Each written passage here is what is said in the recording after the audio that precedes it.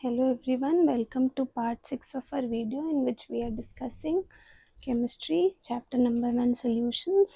और आज का हमारा टॉपिक है ideal and non ideal solutions. Okay, so ideal solutions क्या होते हैं? आइडियल सॉल्यूशंस वो होते हैं जो राउल्स लॉ ओबे करते हैं over an entire range of concentrations.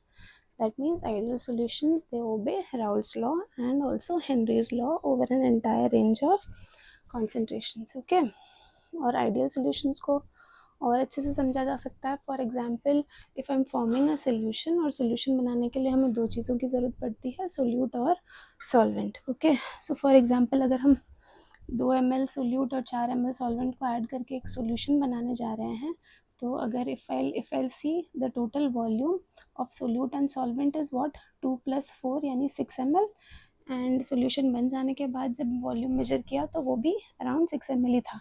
इसका मतलब when the solute and solvent are mixed, the change in volume is equal to 0। पहले भी 4 + 2 6 ml, और सॉल्यूशन बन जाने के बाद भी टोटल वॉल्यूम कितना है 6 ml, यानी चेंज इन वॉल्यूम क्या हो गया 0। सो आइडियल सॉल्यूशंस के केस में डेल्टा बी मिक्सिंग क्या होती है, हमेशा 0 होती है। उसके अलावा डेल्टा एच मिक्सिंग भी 0 होती है आइडियल सॉल्यूशंस में।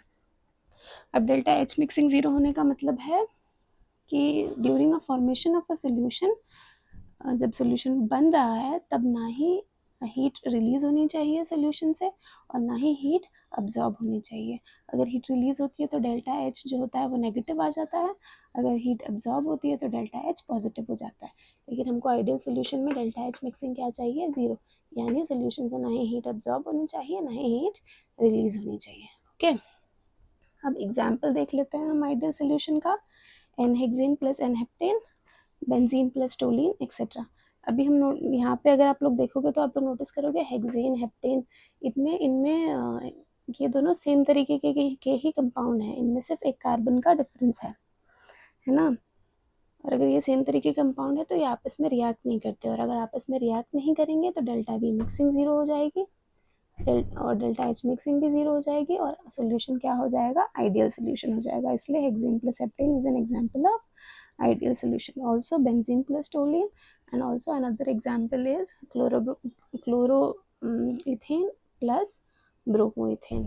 ठीक है, अब नेक्स्ट देख लेते हैं हम लोग। नेक्स्ट है नॉन आइडियल सॉल्यूशंस। तो नॉन आइडियल सॉल्यूशंस क्या होता है?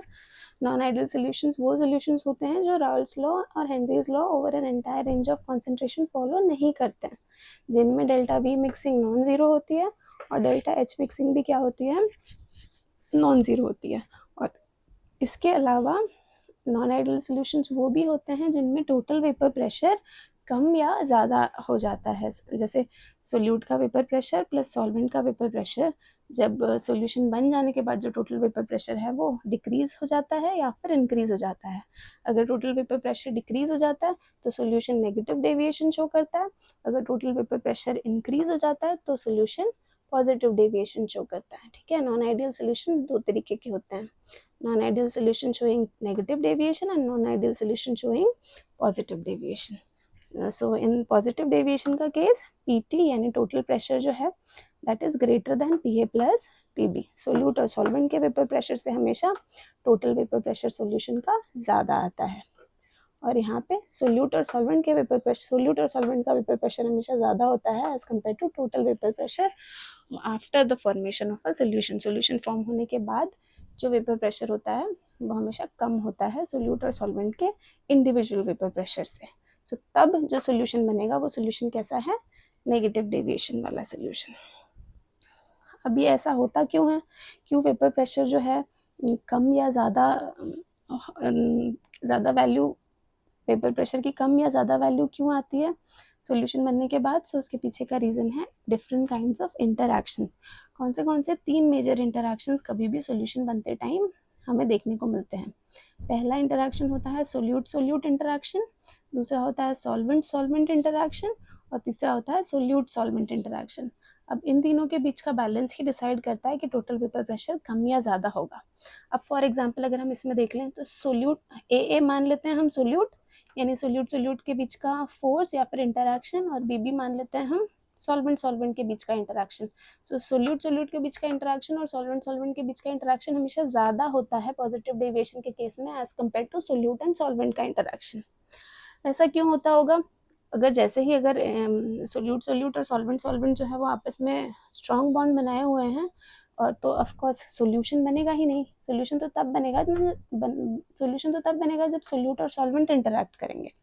अगर ये इंटरेक्शन जो है वो वीक है तो ऑफ कोर्स क्या होगा, जो वोलेटाइल कंपोनेंट होगा वो सोल्यूशन से बाहर जाएगा, और अगर सोल्यूशन से बाहर जाएगा तो वेपर प्रेशर को ओवरऑल इंक्रीज कर देता है, राइट। सो इसीलिए पॉजिटिव डेविएशन में solute solute and solvent solvent interaction is always stronger than solute solvent interaction. अब यही केस अगर हम नेगेटिव डेविएशन का देखें तो इसमें सोल्यूट सॉल्वेंट का इंटरेक्शन और सॉल्वेंट सॉल्वेंट का interaction is very less as compare to solute solvent interaction. और अगर सोल्यूट सॉल्वेंट का इंटरेक्शन जो है वो अच्छा, अभी अगर हमें पॉजिटिव और नेगेटिव डेविएशन के बीच का डिफरेंस समझ में आ गया हो तो अभी हम एक ग्राफ को समझ लेते हैं। अगर हम ये आइडिया और ये जो हमने बीच में जो ग्राफ ड्रॉ किया है ये आइडियल सॉल्यूशन वाला ग्राफ है जिसमें vapour pressure versus mole fraction को हमने प्लॉट किया है, ठीक है। वाई एक्सिस पे हमने वेपर प्रेशर रखा है और एक्स एक्सिस पे मोल फ्रैक्शन रखा है। जो 1 है वो सोल्यूट कंपोनेंट रिप्रेजेंट कर रहा है, नंबर 2 यानी सॉल्वेंट की बात हो रही है, ठीक है। यहाँ पर भी P1 यानी वेपर प्रेशर ऑफ सोल्यूट की बात हो रही है, P2 यानी वेपर प्रेशर ऑफ सॉल्वेंट की बात हो रही है। अब इस ग्राफ को समझ लेते हैं। एक्स एक्सिस पे हमने मोल फ्रैक्शन, वाई एक्सिस पे वेपर प्रेशर रखा है। यहाँ पे मोल फ्रैक्शन ऑफ 1 इज 0 यानी सोल्यूट सोल्यूशन में है ही नहीं। क्या है? 100% सॉल्वेंट, है ना। 100% जब सिर्फ सॉल्वेंट है तो जैसे जैसे आप सोल्यूट ऐड करते जाएंगे सोल्यूट का कॉन्सेंट्रेशन बढ़ता जाएगा, मोल फ्रैक्शन बढ़ता जाएगा सोल्यूट का, तो वैसे वैसे vapour pressure of the solute is increasing. और एक पॉइंट आएगा जहाँ पे mole fraction is equal to 1 हो गया है सोल्यूट का, यानी 100% सोल्यूट है। और अगर 100% सोल्यूट है तो प्योर सोल्यूट का जो वेपर प्रेशर होता है 100%, that is P1 P0 1, okay. और इसी ग्राफ को अगर हम इस डायरेक्शन में देखते हैं तो इस डायरेक्शन में देखने पर मोल फ्रैक्शन ऑफ 2 यानी mole fraction of solvent is 0 here, and जैसे जैसे हम सॉल्वेंट बढ़ाते जाएंगे वैसे वैसे क्या हो रहा है, वेपर प्रेशर बढ़ता जा रहा है सॉल्वेंट की वजह से। और एक जो पॉइंट आया है P2 यानी vapour pressure of pure solvent which is the highest value of vapour pressure, okay. और ये जो लाइन है ये लाइन रिप्रेजेंट कर रही है टोटल वेपर प्रेशर, और टोटल वेपर प्रेशर क्या होता है, vapour pressure of solute plus vapour pressure of solvent, okay. तो ये जो ग्राफ है ये आइडियल सोल्यूशन का ग्राफ है। ऐसे ही अगर हमें non ideal solution showing positive deviation का ग्राफ देखना है तो ऑफ कोर्स पीटी की वैल्यू क्या होगी, ज़्यादा आएगी। Total vapour pressure is more than vapour pressure of solute plus solvent.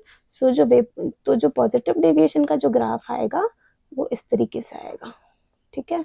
PT is greater than PA plus PB, right. ये जो डॉटेड लाइन में ड्रॉ कर रही हूँ ये किसके लिए हो गया, पॉजिटिव डेविएशन के लिए, जिसमें आइडियल वैल्यू से टोटल वेपर प्रेशर क्या है, ज़्यादा है। वैसे ही नेगेटिव डेविएशन के लिए अगर हमको इसको इसी ग्राफ को ड्रॉ करना हो तो फिर क्या हो जाएगा, जो आइडियल वैल्यू है उससे टोटल प्रेशर क्या है, कम है as compare to vapour pressure of solute and solvent. तो तब नेगेटिव डेविएशन वाला ग्राफ हम आइडियल वाले ग्राफ से नीचे की तरफ ड्रॉ करते हैं, राइट। सो आई होप आपको समझ में आ गया होगा आइडियल सोल्यूशन क्या होते हैं, नॉन आइडियल सोल्यूशन क्या होते हैं। Non ideal solution showing positive deviation में total vapour pressure is greater than vapour pressure of solute and solvent. Negative deviation में total vapour pressure is less than vapour pressure of solute and solvent. ये interactions भी decide करते हैं कि overall solution positive deviation show करेगा या फिर negative deviation, और इनके एग्जांपल्स आपको ध्यान में रखना है, ओके। Thank you.